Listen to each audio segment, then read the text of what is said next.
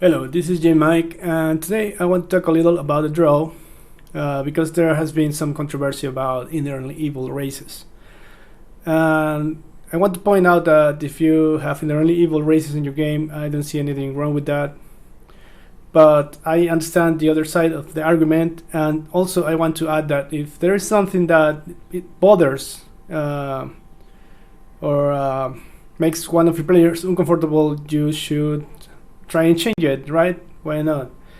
And that reminds me of the story of a guy that posted in Facebook a story that he was playing an adventure in the Underdark with drow, and one of his players was arachnophobic. He was afraid of spiders. So what he did was change all the spider themes in the game for moth.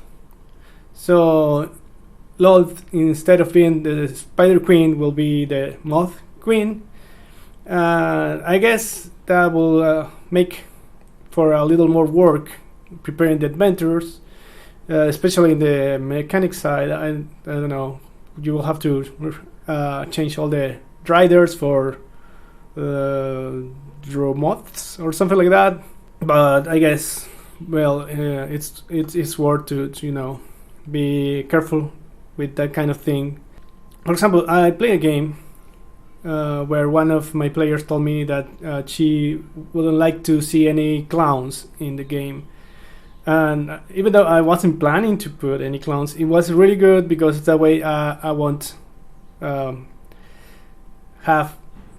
anything remotely related to clowns now in that game. And it's great, it's no problem, right? As long as everybody feels comfortable. Well, going back to the drow, we have to remember that in Forgotten Realms, gods are real. So this evil goddess is as real as your neighbor, right? So you can't just say that drow are not born evil, but they have to be evil because they are under constant watch of this evil deity. That if you have read novels, like, it's really, really evil. I say that because I think some people maybe hasn't read the novels or just seen a superficial story of this, which doesn't have anything wrong. You can just play the game whatever way you want. You don't have to read all the novels or anything. You can just read the player's handbook and the Dungeon Master Guide and play D&D whatever way you want. But to give you an example, I just read an adventure. I think it was in a collection of adventures called Uncaged, Volume 4, and there is an adventure there where the main plot is that there is a Jokol, which is a demon that when they'll punish one of their servants, they can either make them driders or worse thing is, or one of the worst things that will make it into this Jokol demon that's really bad.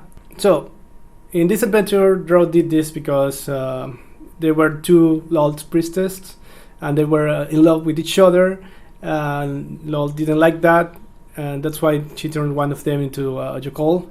But the plot hook is that the other priestess asked for help from the adventurers to recover an artifact from an enemy from Lord Barome, or I don't know how to pronounce that.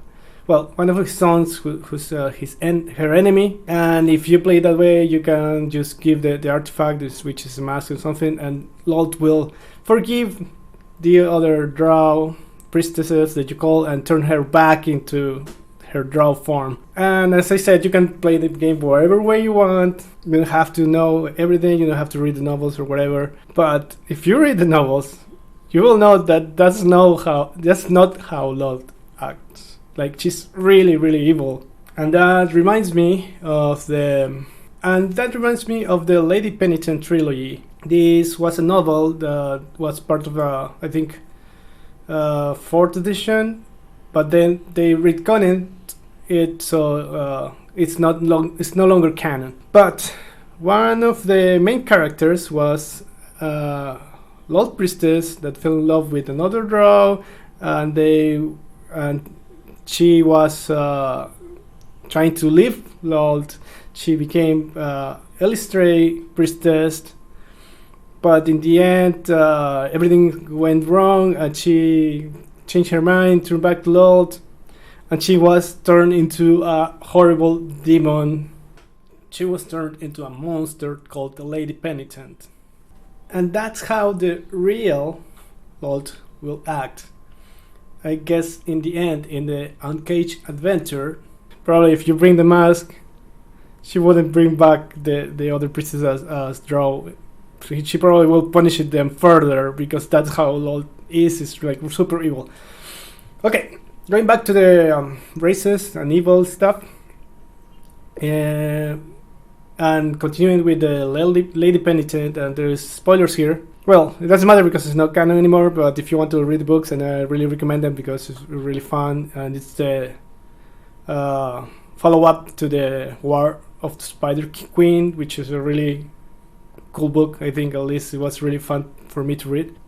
The thing is that in the end, Lord gets one of her servants, that drow that was converted into a demon, to kill Elistrade, who is trying to save the drow from her influence. And even though she dies, she gets, with her sacrifice, she gets to free a big number of drow from control of Lord, and Corellon takes them under his wing.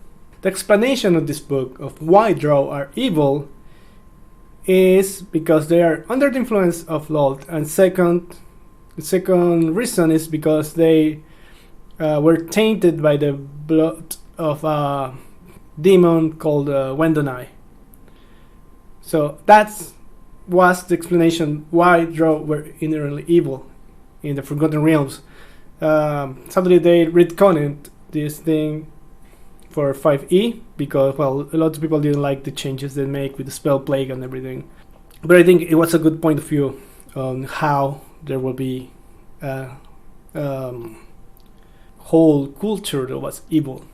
So you can use a similar explanation of why drow are evil, because they are under the ruthless control of their evil goddess. And as you can see, for example, with Dritz, where is Dritz? It's the example of non-evil drow, even though there is a couple more. But he was born under the influence of Myliki. Oh, I don't know how to pronounce that either. Who is the goddess of druids, forests, rangers. What I'm trying to say is that there is a huge influence of gods in the Forgotten Realms, and that's why some cultures are evil. It's not that they are born evil, or you can say that they are not born evil, but they are just under those circumstances. You can even have a campaign where the whole objective, the whole goal is to free these people from their evil god or goddess, right? But I will accept that from the beginning, drow is kind of there is a bias there of race, because the classic bias of black is evil, right? And I guess that was a huge bias from Gary Gygax. But well, you can say that's probably a product of its time or whatever, and it's great that those things are changing in the real world. And from a nature biology point of view, I guess people or creatures that live underdark without light should be white, right? Like here we have a fish from the deep ocean, and most creatures from the deep ocean are either white or transparent because they have little light, so they don't use much color, right? On the other hand, another way that you can approach this is the way Eberron does. Besides that, in Eberron, no creature is inherently evil. Things like spells that act over alignment and stuff like that, or evil, right? Only detect acts.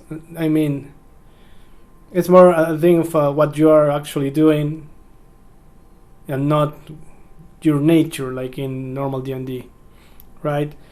You can't arrest someone in Eberron for being evil if they haven't done anything evil. If they haven't committed crime, you can't arrest an evil aligned person if you find out they are evil somehow. Once again, the great thing about tabletop role-playing games is that you can change them whatever way you want. Will take a little more work maybe, but it's not like in a video game where everything is set, right? So please try to have fun, take care of your friends and your players, ask them if there is something that bothers them, change whatever you want. It's your game, and the goal is to have fun. And that's it for today. Don't forget to like and subscribe if this has been somehow informative, and keep rolling those dice. Goodbye.